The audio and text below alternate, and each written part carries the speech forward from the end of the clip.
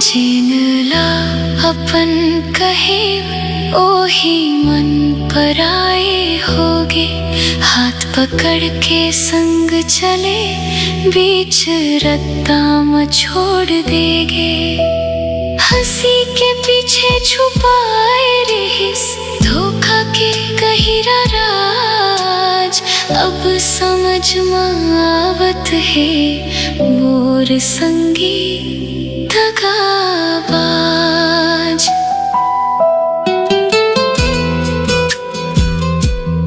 ओ मन के हर दुख में मैं दीवार बन के खड़े रहे। गलती होवे तब हो घलो संग संग सब सहे। मोर बारी आए त सब मुंह मोड़ के चल देगे। काम निकलते ही मोला चुपचाप छोड़ देगे।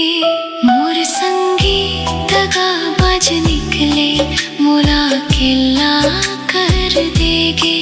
जिनला दिल ले चाहे वही मोला तोड़ देगे। रो रो के पूछो खुद ले गलती मोर का रहीस। अपन कहे जेन मन वही मोला दर्द दे दे।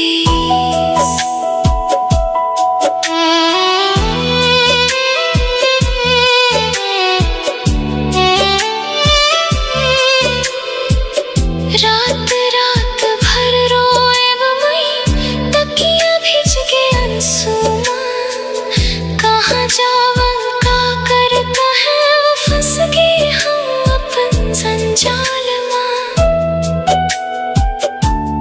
चेहरा ऊपर हंसी रखी वो भीतर सब कुछ टूट गए। जिंदगी के हर भरोसा धीरे धीरे छूट गए। अब दोस्ती के नाम सुन के मन हा डर डर जाते। कोनो पर भरोसा करे के हिम्मत नहीं बचाते। जिन अपन दिन ला गई वही पराए बन जाते। दिल के ये घाव मोर चुपचाप भीतर गूंजा थे। मोर संगी दगाबाज निकले ये सच्चाई जला थे। जियत हम फिर हर दिन अंदर ले मोला खाते। जो न सुने ये गीत मोरो अपन दुख ला पाही। हर टूटे दोस्ती की कहानी हे सुर में जिंदा रहा ही।